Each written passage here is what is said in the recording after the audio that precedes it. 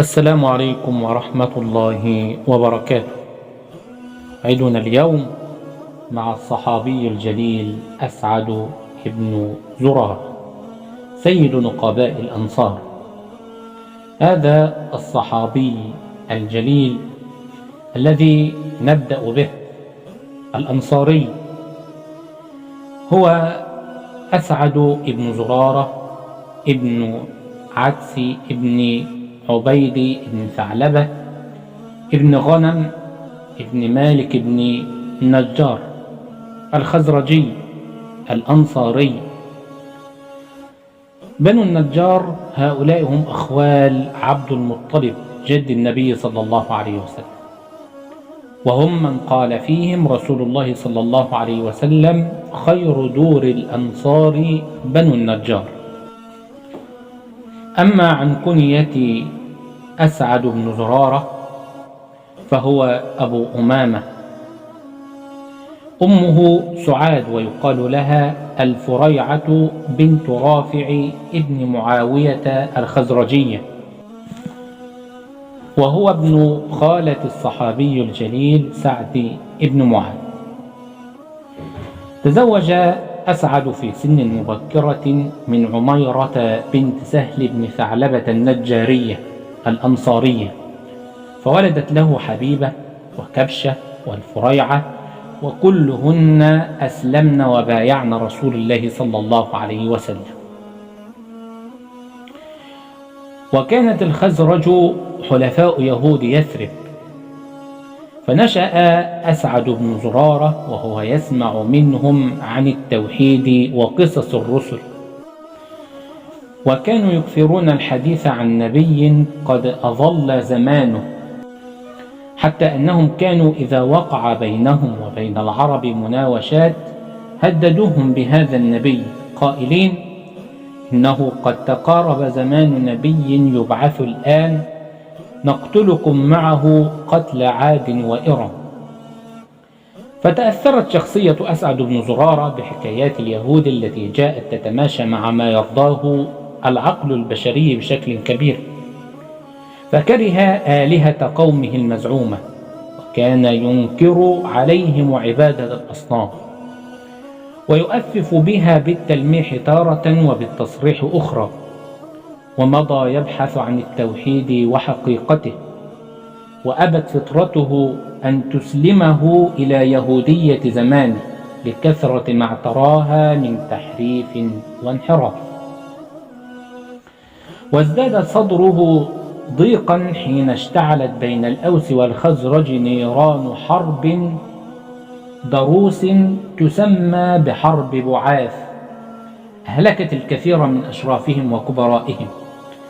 فأمسى ذلكم الشاب الذي لم يبلغ 20 من عمره مهموما يحلم بالنبي الهادي الذي سيضيء الأرض بعد ظلماتها، ويحيي القلوب بعد موتها، ويجمعها بعد شتاتها. كان حج بيت الله الحرام عند العرب قبل الإسلام من بقايا دين إبراهيم وإسماعيل عليهما السلام فيه، ولكنه قد اعترته عوامل الشرك والجاهلية. وكان النبي صلى الله عليه وسلم في موسم الحج يستغل اجتماع القبائل في مكة ليعرض عليهم الإسلام، ولكن قريشا كانت تقابله بحملة تشويه إعلامية تشنها عليه في الموسم من كل عام لتنفر الناس منه.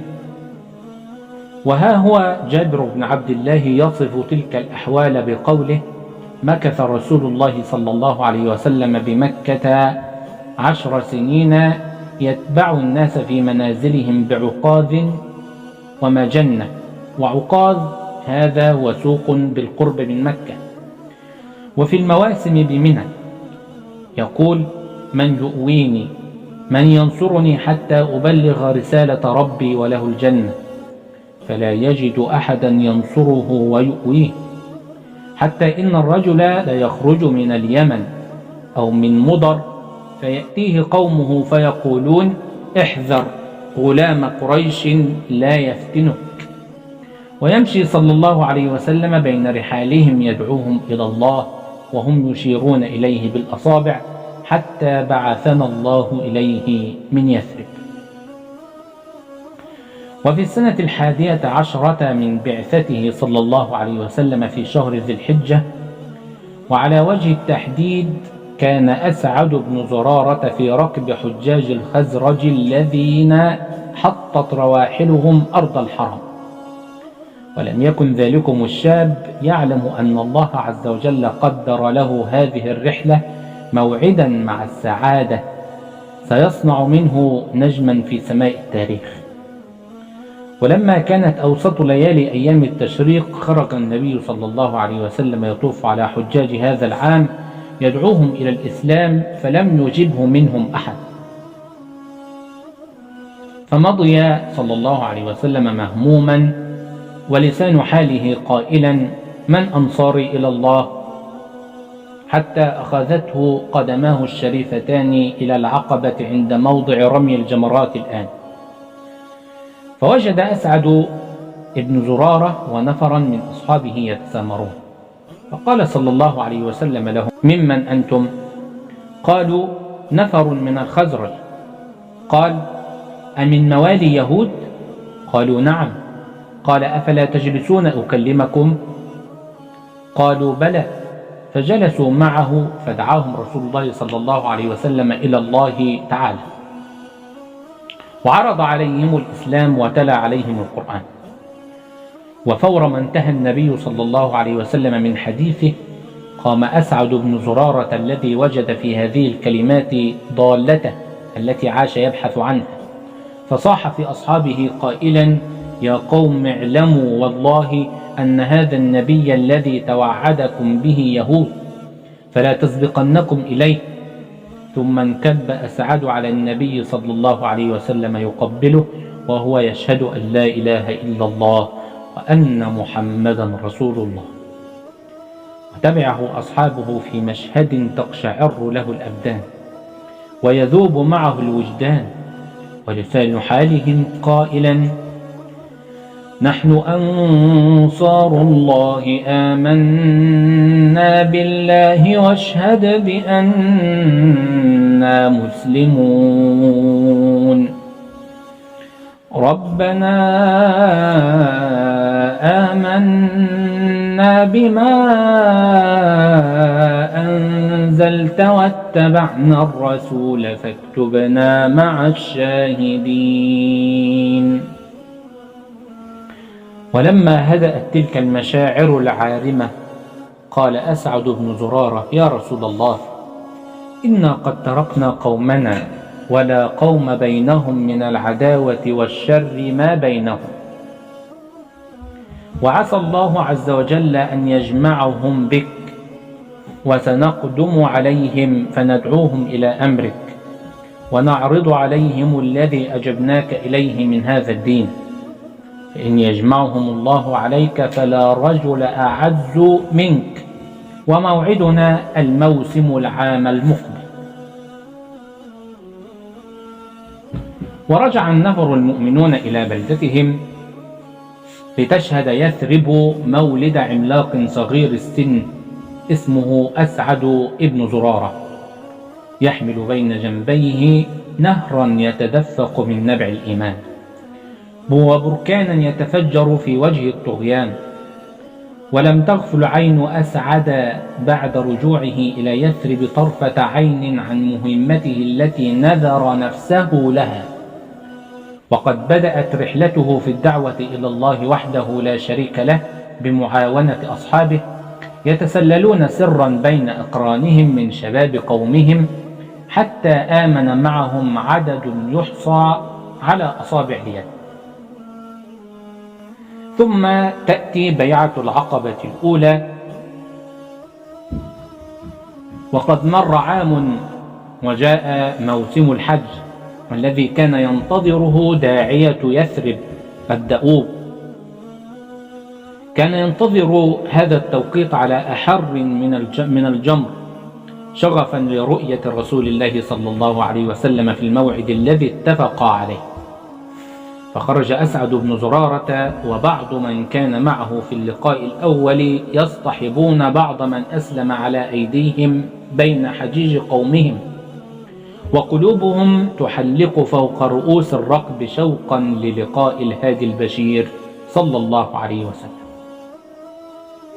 وما أن وصل الركب مكة حتى انسل أسعد بن زرارة من وسطهم يبحث عن رسول الله صلى الله عليه وسلم ليرتب معه اللقاء السري الثاني، وليري النبي صلى الله عليه وسلم ثمرة جهدهم طيلة هذه السنة، وهو جهد والله عظيم، إذ لم يكن معهم من الإسلام شيئا إلا ما سمعوه من رسول الله صلى الله عليه وسلم في اللقاء الأول.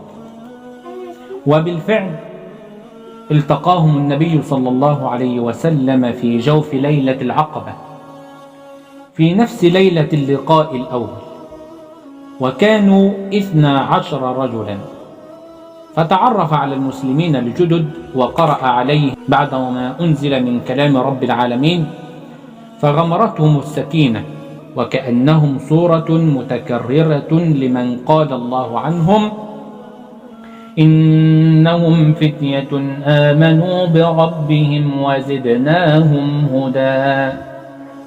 فلما رأى النبي صلى الله عليه وسلم منهم العزم والجد والرجولة قال لهم: تعالوا بايعوني على ألا تشركوا بالله شيئا، ولا تسرقوا، ولا تزنوا، ولا تقتلوا أولادكم، ولا تأتوا ببهتان تفترونه بين أيديكم وأرجلكم، ولا تعصوني في معروف، فمن وفى منكم فأجره على الله، من أصاب من ذلك شيئا فعوقب به في الدنيا فهو كفارة، ومن أصاب من ذلك شيئا فستره الله فأمره إلى الله، إن شاء عاقبه وإن شاء عفى عنه. والحديث هذا في البخاري.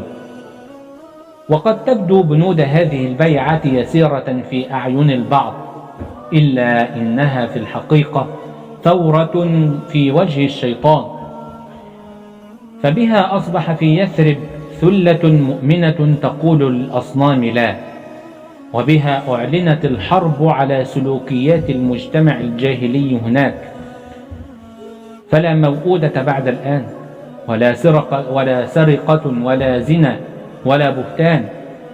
وبها أضحى في يثرب جماعة طاعتهم وولاؤهم فقط لله الواحد الرحمن. ومن هنا سطع نجم أسعد بن زرارة في حياة رسول الله صلى الله عليه وسلم، حيث استطاع بمعاونة أصحابه أن يضع بين يدي النبي صلى الله عليه وسلم صفوة يصنع منها صلى الله عليه وسلم اللبنة الأولى في بناء دولة الإسلام، ومعول هدم في جدار الصد عن سبيل الله الذي أنشأته قريش. وعلم الرسول صلى الله عليه وسلم عندئذ أنه أصبح لديه في يثرب من يعتمد عليه. أما هذه الدقائق التي اجتمع فيها أسعد رضي الله عنه بالرسول صلى الله عليه وسلم فقد كانت شحنة إيمانية زادته في طريق الدعوة إلى الله انطلاقا. وفي بيت أسعد بن زرارة نقول: لما رجع أسعد إلى يثرب اجتمع بأصحابه المؤمنين الذين لم يبلغوا بعد 20 رجلا، فتشاوروا في كيفية دعوة قومهم إلى عبادة الله وحده، فوجدوا أن أكبر عقبة تعيق طريقهم هي قلة العلم، فبعثوا إلى رسول الله صلى الله عليه وسلم أن يبعث إلينا رجلا من قبلك فيدعو الناس بكتاب الله، فإنه أدنى أن يتبع. فبعث إليهم رسول الله صلى الله عليه وسلم مصعب ابن عمير أخا بني عبد الدار. وها هو ذا مصعب ابن عمير رضي الله عنه بعد قليل سيصل يثرب بصفته ممثل رسول الله صلى الله عليه وسلم الرسمي وسفير الإسلام الدعوي. فيا ترى من ذا الذي سيغامر بحياته ويستضيفه في بيته؟ ومن الذي سيعرض نفسه لمخاطر الحركة به بين أصنام يثرب لدعوة الناس إلى الإسلام؟ فلا شك أن إيواء مصعب في هذه الظروف وفي مثل هذا التوقيت خطوة جريئة لا يصلح لها إلا رجل باع نفسه لله الواحد القهار.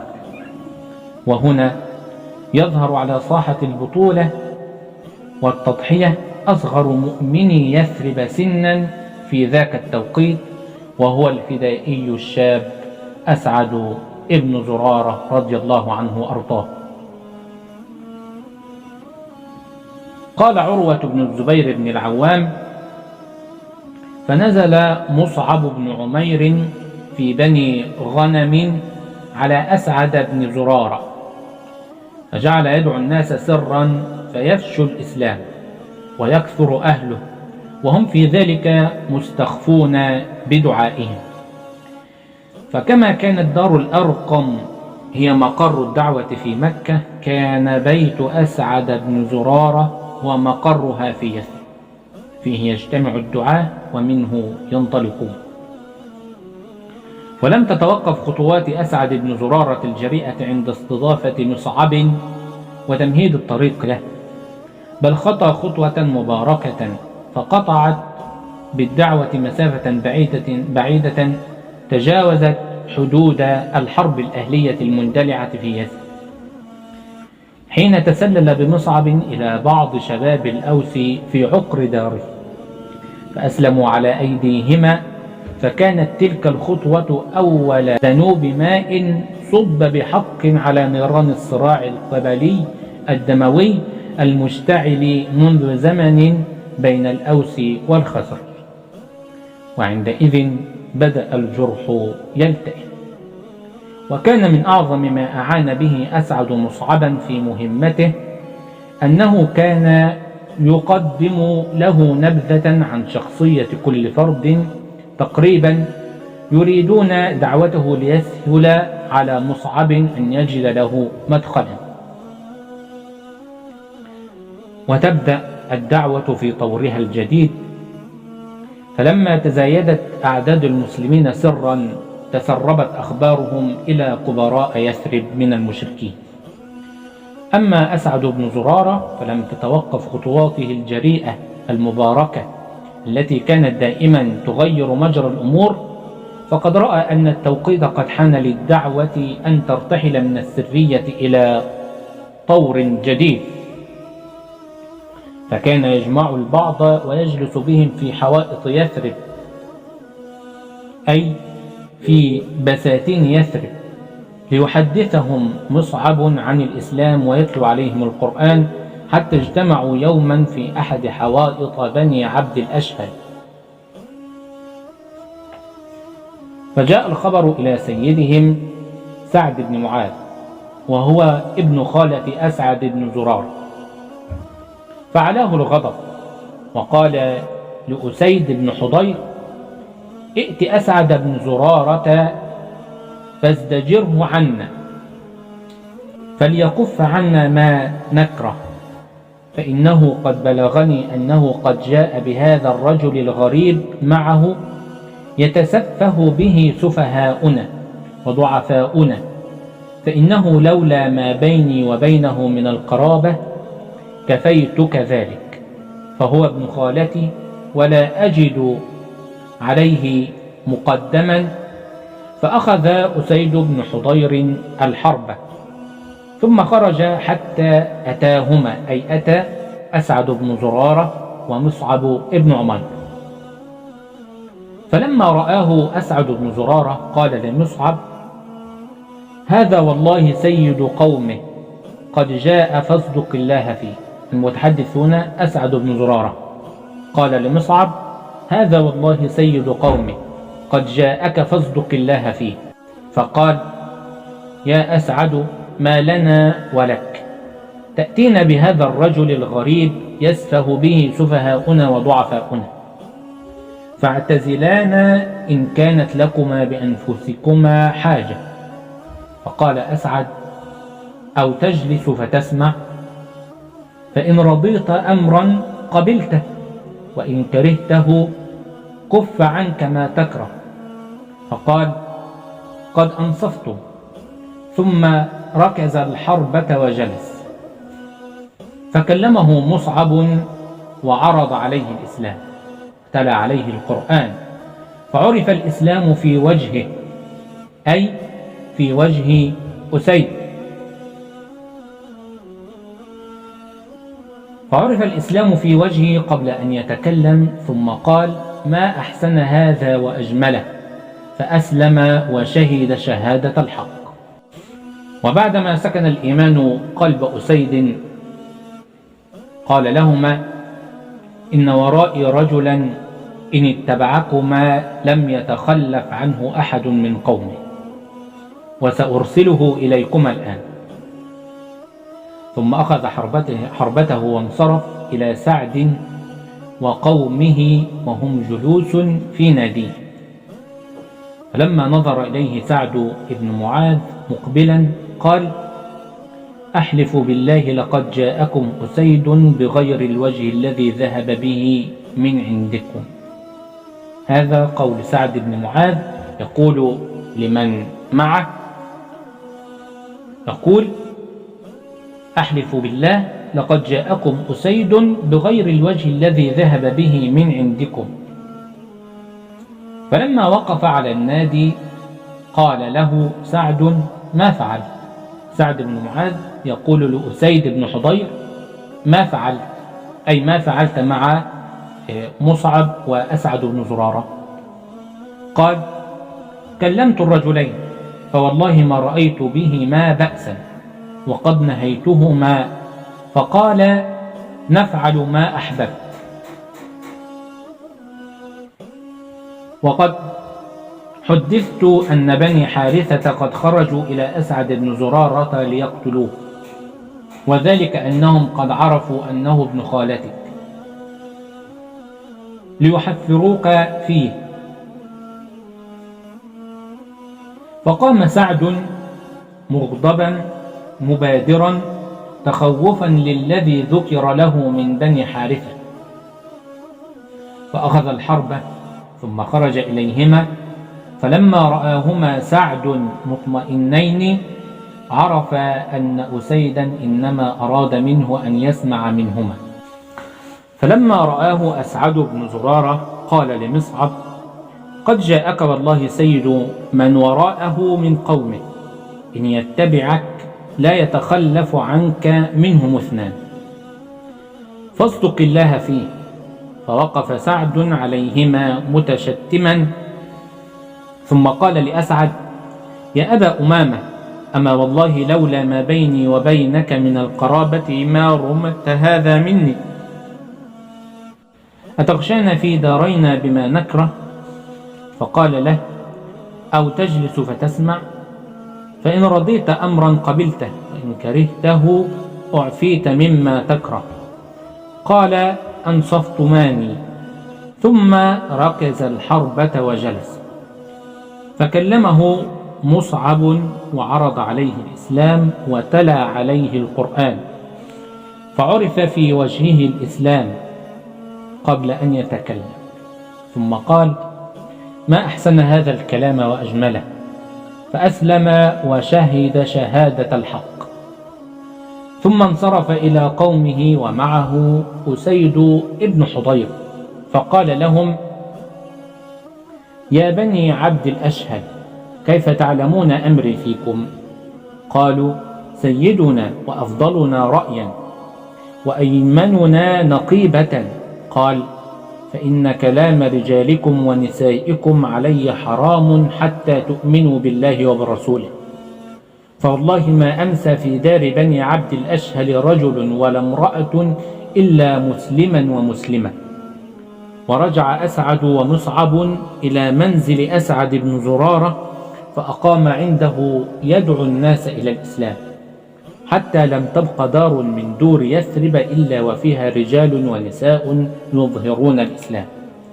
ثم رجع مصعب إلى النبي صلى الله عليه وسلم ليبشره بذلك، وهكذا يثرب لم يعرف أهلها الإسلام بالسيف والسنان، بل غزا الإيمان قلوبهم بالدعوة وحسن البيان. وكما نلمح من هذه الأحداث روعة سفير الإسلام مصعب، نلمح أيضا روعة أسعد بن زرارة المخلص الدؤوب، فهو فاتح المدينة الحقيقي، ولكن من وراء ستار. ثم لم تتوقف خطوات أسعد بن زرارة الجريئة المباركة عند هذا الحد، بل جاوزت تلك التوقعات. فعندما أظهر هو وأصحابه إسلامهم قام ومعه عمارة ابن حزم وعوف ابن عفراء يكسرون أصنام بني النجار. واجتمع أسعد يوما بعامة من أسلم من قومه ليتشاوروا في حل رسول الله صلى الله عليه وسلم مع قريش، فقالوا: حتى متى نترك رسول الله صلى الله عليه وسلم يطرد في جبال مكة ويخاف؟